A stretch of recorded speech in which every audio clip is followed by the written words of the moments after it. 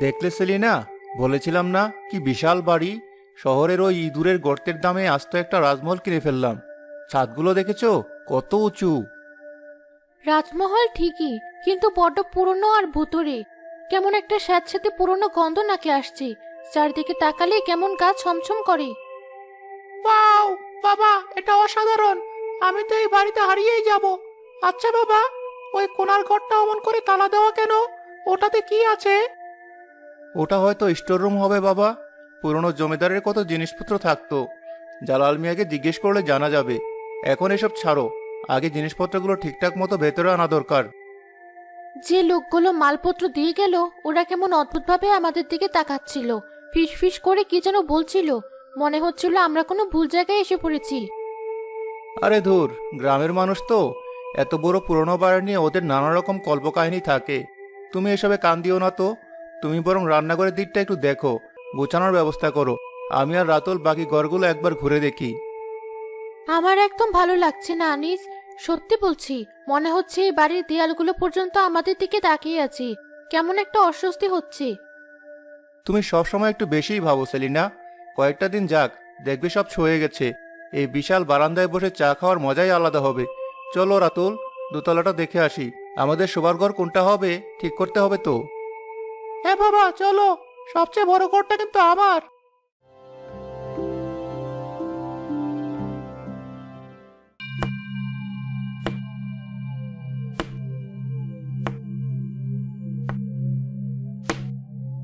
আনিস, আনিস ওঠো, শুনতে পাচ্ছো? কি হয়েছে? এত রাতে ডাকছো কেন? ঘুমাতে দাও। আরে ঘুমাচ্ছ কি? একটা শব্দ হচ্ছে, শুনতে পাচ্ছ না? কিসের শব্দ?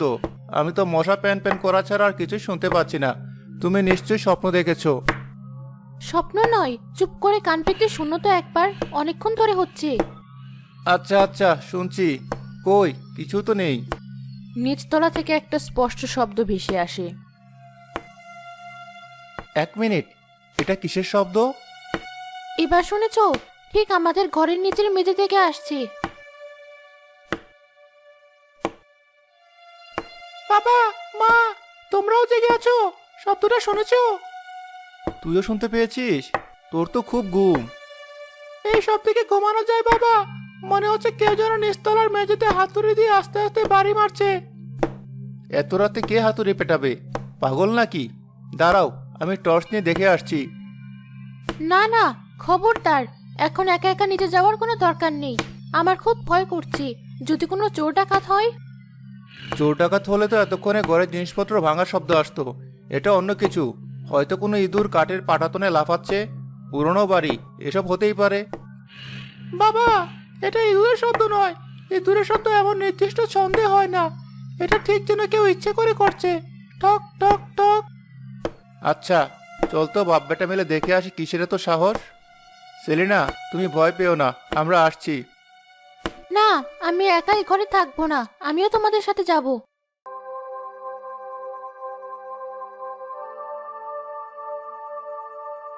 কই, এখানে তো সব শান্ত, কোনো শব্দ নেই। কি আশ্চর্য, আমরা নামতেই থেমে গেল।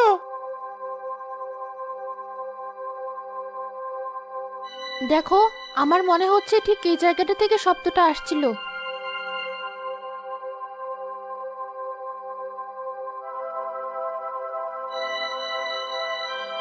না, কিচ্ছু শোনা যাচ্ছে না। বললাম তো কিছু না। চলো, এবার শুয়ে পড়া যাক। কাল সকালে সবার আগে জালাল মিয়াকে জিজ্ঞেস করতে হবে ব্যাপারটা।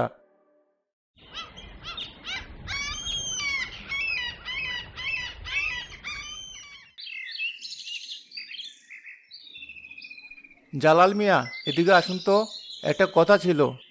জি সাহেব, বলুন। কাল রাতে একটা অদ্ভুত শব্দ হচ্ছিল নিচতলার বড় ঘরটার মেঝে থেকে। একটানা ঠক ঠক শব্দ। আপনি কিছু জানেন এ ব্যাপারে? শব্দ শুরু হয়ে গেছে সাহেব। আমি তো ভাবছিলাম নতুন মানুষ আপনারা, আর কয়েকটা দিন হয়তো শান্তিতে থাকবেন। তার মানে আপনি জানেন শব্দটা কিসের? এটা কি সব সময় হয়? আমাদের খুলে বলুন তো। এই শব্দ তো বহু বছরের পুরনো আম্মা। এজন্য তো এই বাড়িতে কেউ বেশি দিন টিকতে পারে না। আপনারা শহর থেকে আইছেন, তাই আপনার ঘরে কেউ কিছু কয় নাই। কেন, কি হয়েছিল এই বাড়িতে? এটা কি কোনো ভূতের গল্প? হ্যাঁ, বোধ কইবেন না বাজান। কোন এক দুঃখী আত্মার কাহিনী। এটা এক অভিশপ্ত বাড়ি। বহু বছর আগে যখন জমিদার ছিল, তার এক নায়েব ছিল এখানে। সে মানুষ না, সে ছিল একজন শয়তান। তার নজর পড়ে গ্রামের সবচেয়ে সুন্দর মাইয়াটার উপরে। মায়াটার নাম আসছিল নসিমন। তারপর কি হলো? মাইয়াটার গরিব বাপ মা অন্য জায়গায় তার বিয়া ঠিক করছিল। বিয়ার দিন নতুন বউ সাইজা পালকি থেকে নামার পরপরই ওই নায়ব তার গুন্ডা দিয়ে মায়াটারে তুলে নিয়ে আসে এই বাড়িতে। বলেন কি, কেউ কিছু বলেনি গ্রামের লোক? জমিদারের নায়েবের বিরুদ্ধে কথা বলার সাহস কার ছিল সাহেব? সবাই চুপ করে গেছিল। মাইয়াটা কোনোভাবে নায়েবের কথা মানে নাই। অনেক অত্যাচার সহ্য করছে, দিনের পর দিন না খাইয়া থাকছে, কিন্তু নিজের ইজ্জত ছাড়ে নাই। আহারে বেচারি, তারপর? শেষে একদিন রাতে ওই নায়েব মায়াটারে মাইরা ফেলে। কেউ কয় গলায় দড়ি দিয়া মারছে, কেউ কেউ বিষ খাওয়াইছে। মেরে ফেললো? তারপর লাশটা কি করলো? এটাই তো রহস্য সাহেব। কেউ লাশ খুঁজে পায় নাই, কিন্তু পুরান মানুষেরা কয় ওই নায়েব মায়াটার লাশ এই বড় ঘরটার মেঝের নিচেই পুঁতা রাখছিল, যাতে কেউ কোনোদিন খুঁজা না পায় আর কোনো প্রমাণও না থাকে। কি বলছেন আপনি? আমাদের ঘরের ঠিক নিচের মেঝেতে একটা লাশ পোতা আছে? ও আম্মা, মুরব্বীরা তো তাই কয়। সেই দিকেই তো প্রতি রাইতে ওই মায়াটার আত্মা মেঝের নিচে থেকে শব্দ করে, মুক্তির জন্য শব্দ করে। নিজের কবরের উপর আওয়াজ কইরা জানাই যে আমি এখানে আসি। গ্রামের মানুষ ডরে ওরে শাকচুন্নি কয়। কয় বিয়ার সাজেই মাইয়াটা মারা গেছিল, তাই তার আত্মা শান্তি পায় নাই। এগুলো সব গাঁজাখড়ি গল্প জালাল মিয়া, কুসংস্কার। নিশ্চয়ই উইপোকা বা অন্য কোনো বাস্তব কারণ আছে। সাহেব, আপনি বিশ্বাস করলেন না? বহুত মানুষ আপনার মতো অবিশ্বাস কইরা এই বাড়িতে থাকতে আইছিল। এক রাতের বেশি কেউ টিকতে পারে নাই। শব্দটা রাইতে হইলে আপনাদেরও ঘুমাইতে দিবে না। দিন দিন আরো বাড়বো, আপনারা সাবধানে থাইকেন।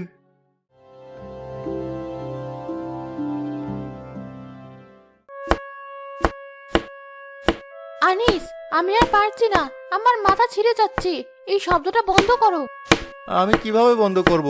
আমার নিজেরই তো পাগল পাগল লাগছে। শব্দটা আগের চেয়ে অনেক বেড়েছে। মনে হচ্ছে যেন কেউ ভেতর থেকে বেরোনোর জন্য দরজা ভাঙার চেষ্টা করছে। আমরা এই বাড়ি ছেড়ে চলে যাই আনিস, কাল সকালে চলে যাব। আমি এই অভিশপ্ত বাড়িতে আর এক মুহূর্তও থাকবো না। আমার দম বন্ধ হয়ে আসছে। মাথা খারাপ তোমার? এত টাকা দিয়ে বাড়িটা কিনলাম, চলে যাবো বললেই হলো? এত সহজে সব ছেড়ে চলে যাব? টাকার চেয়ে জীবনের দাম বেশি আনিস। আমরা বেঁচে থাকলে আবার টাকা হবে, এখানে থাকলে আমরা তিনজনই পাগল হয়ে যাব। মা ঠিকই বলেছে বাবা, আমরা অন্য কোথাও চলে যাই। আমারও খুব ভয় করছে এখন। কাল রাতে মনে হলো কে যেন আমার ঘরে দরজায় দাঁড়িয়েছিল, একটা ঠান্ডা ছায়া। কি বলছিস এসব? ছায়া দেখেছিস? দেখেছো, এবার বিশ্বাস হলো? এই বাড়িতে অশুভ কিছু আছে। ও আমাদের একা ছাড়বে না। ও আমাদের উপস্থিতি টের পেয়েছে, তাই ওর ছটফটার নিয়ে আরো বেড়ে গেছে। ঠিক আছে ঠিক আছে, শান্ত হও, কান্নাকাটি করো না। আমাকে ভাবতে দাও। কালই আমি আর একটা ভিজিট করব। জালাল মিয়াকে বলবো এসব বিষয়ে যার জ্ঞান আছে এমন কাউকে খবর দিতে। কাকে খবর দেবে? কোনো ফকির বা ওঝা? তুমি তো এসবে বিশ্বাসই করো না। যখন যুক্তি কাজ করে না, তখন মাঝে মাঝে অযৌক্তিক পথেই হাঁটতে হয় সেলিনা। এখন বিশ্বাস অবিশ্বাসের সময় নয়, এখন আমাদের এখান থেকে পরিত্রাণ পেতে হবে।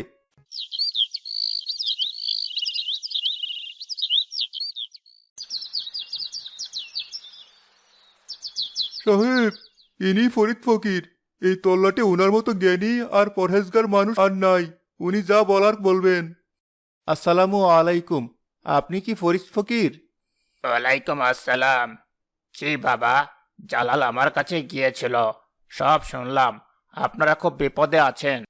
দেখুন, আমি এসবে বিশ্বাস করি না, কিন্তু আমার স্ত্রী আর ছেলে খুব ভয় পেয়েছে। শব্দের কারণে আমরা রাতে এক মুহূর্তেও ঘুমাতে পারছি না। যদি এর কোনো বৈজ্ঞানিক ব্যাখ্যা থাকে বা আপনাদের যদি কিছু করার থাকে। সবকিছুর বৈজ্ঞানিক ব্যাখ্যা হয় না বাবা। কিছু জিনিস অনুভবের, কিছু জিনিস বিশ্বাসের। এই বাড়ির বাতাসে আমি পা রাখার সাথে সাথে একটা ভারী কষ্ট অনুভব করেছি। এখানে অনেক কান্নার যন্ত্রণা জমে আছে। আপনি কি কিছু করতে পারবেন? আমরা কি এই শব্দ থেকে মুক্তি পাবো? আমি চেষ্টা করতে পারি, তবে তার আগে আমাকে সেই জায়গাটা দেখতে হবে যেখান থেকে শব্দটা আসে। আমি একা সেখানে কিছুক্ষণ থাকতে চাই।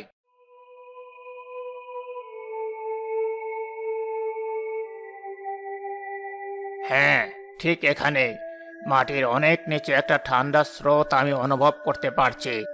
একটা অতিরিক্ত নিষ্পাপ আত্মা এখানে বন্দী হয়ে আছে। সে মুক্তি চাইছে। আত্মা কি আমাদের সাথে কথা বলতে পারবে? আত্মারা মানুষের ভাষায় কথা বলে না, তারা তাদের কষ্টটা বোঝাতে চায়। এই যে ঠক ঠক শব্দ, এটা ওর ভাষা। ও আপনাদের দৃষ্টি আকর্ষণ করতে চাইছে। ও মরিয়া হয়ে কিছু একটা বলতে চাইছে। কি বলতে চাইছে? ও মুক্তি চাইছে এই মাটির বাঁধন থেকে, এই বাড়ির দেয়াল থেকে। ওর শরীরটা এখানে বন্দি, তাই ওর রু যেতে পারছে না। ওর সৎকার হয়নি। তাহলে আমাদের কি করতে হবে? আজ রাতে আমি এখানে থাকবো। যখন শব্দটা শুরু হবে, আমি ওর সাথে সংযোগ স্থাপনের চেষ্টা করব, বোঝার চেষ্টা করব ও ঠিক কি চায়। তবে একটা কথা, আমার কাজে কেউ বাধা দেবেন না। আর যাই ঘটুক, ভয় পাবেন না, মনে সাহস রাখবেন, সৃষ্টিকর্তার ভরসা।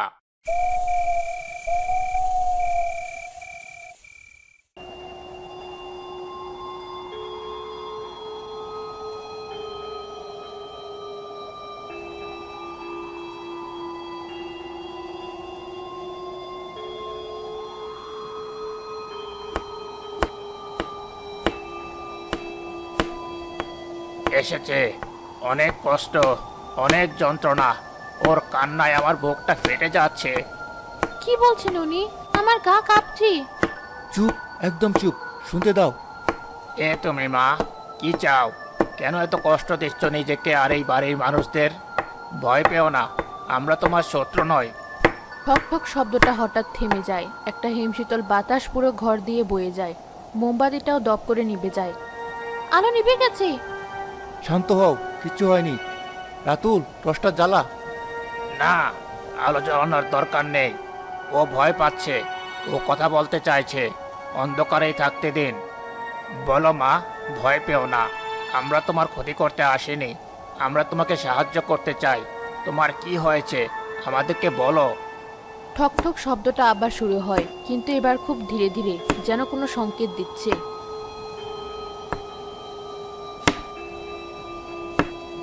আমি বুঝতে পারছি, ও জায়গাটা দেখাচ্ছে।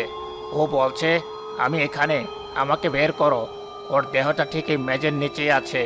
জালাল মিয়ার কথাই সত্যি। এর মানে আমাদের এই মেঝে ভাঙতে হবে? এছাড়া আর কোনো পথ খোলা নেই বাবা। আপনি যদি এখানে শান্তিতে থাকতে চান, তাহলে এই আত্মাকে মুক্তি দিতেই হবে। ওর দেহ উদ্ধার করে সম্মানের সাথে দাফন করতে হবে, তবেই ও শান্ত হবে, এই বাড়িও শান্ত হবে। আমরা তাই করব। আমরা ওকে মুক্তি দেব। ঠিক আছে, কাল সকালে এর ব্যবস্থা হবে।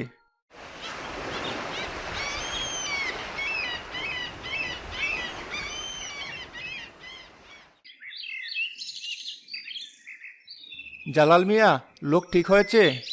জি সাহেব, গ্রামের সবচেয়ে সাহসী দুজনকে আনছি, ওরা কাজ শুরু করবে। এখান থেকে খোঁড়া শুরু করো, সাবধানে করবে। বেশি তাড়াহুড়া করার দরকার নেই, খুব সম্মানের সাথে কাজটা করতে হবে। কোন কি সাহেব, এই বাড়ির মেঝে ভাঙবো? গ্রামের লোক তো এই ঘরের নাম শুনলেই ডরায়। তোমাদের ভয় পেতে হবে না, যা টাকা লাগে আমি দেব, কাজ শুরু করো।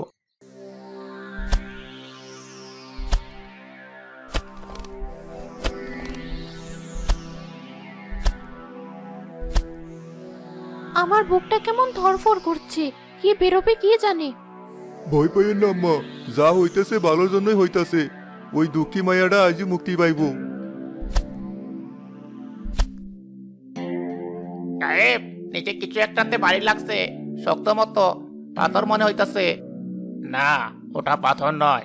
এবার হাত দিয়ে মাটি সরাও, খুব সাবধানে, যন্ত্র ব্যবহার করো না। শ্রমিকরা হাত দিয়ে মাটি সরাতে শুরু করে। এ সৃষ্টিকর্তা, এটা তো মানুষের হাড়, মাথার খুলি। বাবা, হ্যাঁ, মানুষের কঙ্কাল। ধীরে ধীরে একটা পুরো কঙ্কাল বেরিয়ে আসে। ইস, বেচারি কি কষ্টে না মরেছে। ওর আত্মা এতক্ষণ ধরে আপনাদের কাছাকাছি আছে। ও দেখছে, ওর চোখে আর জল। তবে সেটা কষ্টের নয়, মুক্তির। ওর দেহটা খুব যত্ন করে তুলে আনো। ফরিদ ফকিরের নির্দেশনায় কঙ্কালের দেহটা একটা সাদা কাপড়ে মুড়িয়ে খুব সম্মানের সাথে কবরে রাখা হয়। অচেনা আত্মা, তুমি অনেক কষ্ট পেয়েছো। যারা তোমার উপর অত্যাচার করেছে, তাদের বিচার প্রকৃতি করবে। আজ আমরা তোমাকে এই মাটির ঘরে সম্মানের সাথে বিদায় দিচ্ছি। তুমি শান্তিতে ঘুমাও। তোমার নতুন যাত্রা মঙ্গলময় হোক। কবরটা মাটি দিয়ে ঢেকে দেওয়া হয়। অদ্ভুত এক প্রশান্তি নেমে আসে চারদিকে।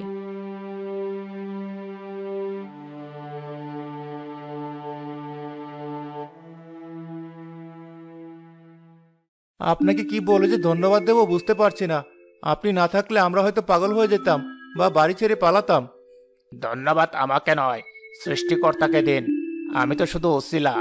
আসল কাজ তো করেছেন আপনারা। সবাই এই সাহস দেখাতে পারে না। এখন এই বাড়ি অভিশাপ মুক্ত। এখানে আর কোনো অতৃপ্ত আত্মা নেই। আপনারা শান্তিতে থাকুন। আমি এখন আসি।